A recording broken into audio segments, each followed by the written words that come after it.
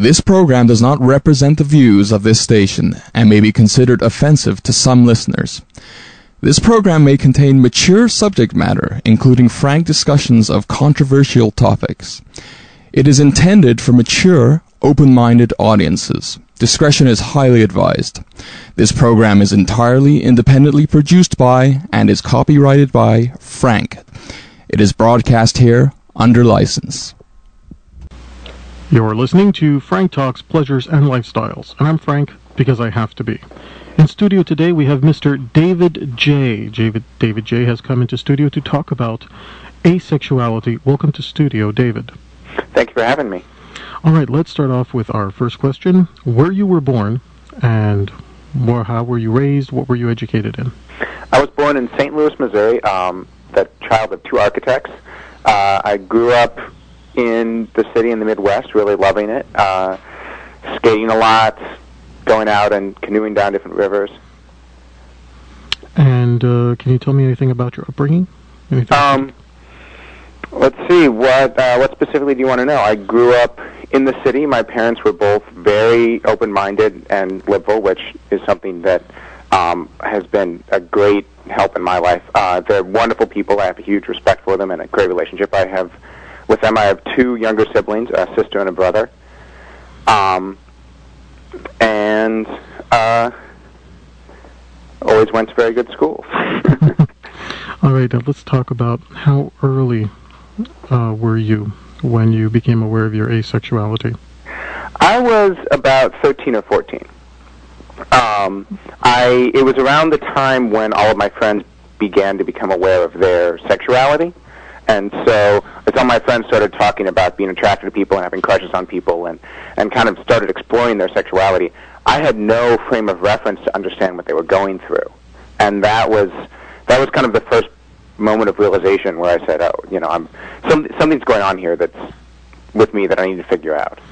Now, was there anybody that you were able to tell about this difference? Anybody you were able to talk to? At first, I started talking to some close friends of mine. I started talking to some close friends of mine who were lesbians because they'd had an experience kind of figuring out their own sexuality, and so that made me more comfortable. And then I started processing more and more with just really close friends that I had. And was this still around the age of 13, 14? This was all through high school. Okay.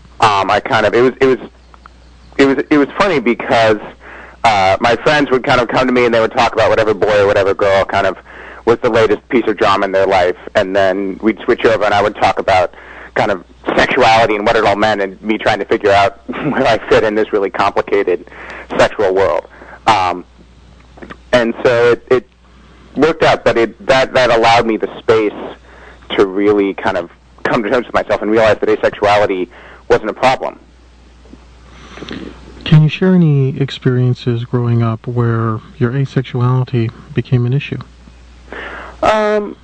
Yeah, I think that the biggest issue for me was that I just didn't know how to think about it. I didn't know how to talk about it because no one was acknowledging that you could not like sex and be happy.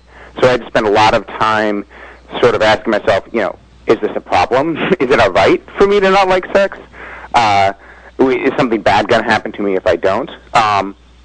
And once I'd kind of come to terms and realized that nothing bad was going to happen to me, then I was left with a lot of questions about how do I connect with people. I had issues when I was younger, and it's still complicated.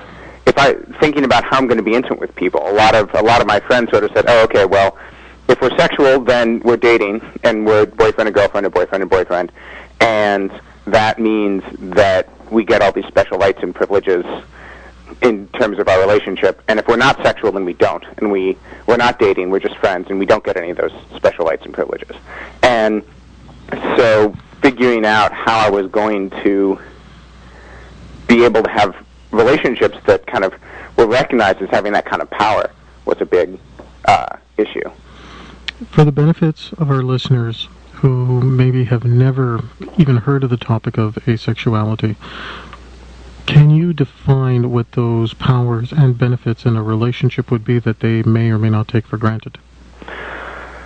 That's complicated. But I would say that it gets down to a lot of it has to do with what kind of access you have to someone's time, and also what kind of expectations you form about where a relationship can go.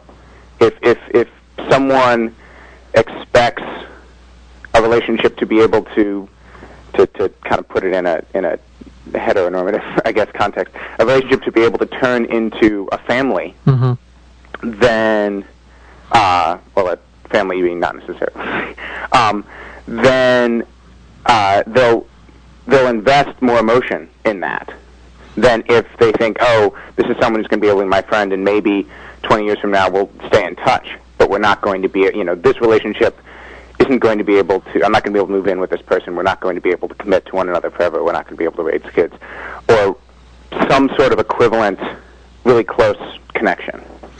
Would you say that's the worst thing that happened to you in getting involved in relationships, being asexual? The worst thing? Maybe, though I think of that as a challenge. I don't think of that as a bad thing. Okay. Because it's given me something very difficult to deal with. It's also given me, I think, a unique perspective on thinking about my relationships and thinking about intimacy that's been very valuable for me. I'd like to ask you about the relationships that you have gotten into, if you'd be willing to talk about them. Up to now, and let's see if we can focus more about your relationships very early on, as you were finishing high school. Were they romantic in nature? Was there an inability to be romantic? They were very close and oftentimes very affectionate. I didn't call them romantic. The other people I was involved with didn't call them romantic because we couldn't conceive of the idea that a relationship that didn't involve sex could be a romantic one, or didn't involve sexuality could be a romantic one. So we referred to the relationships as friendships. We said, oh, we're really, really good, we're good friends.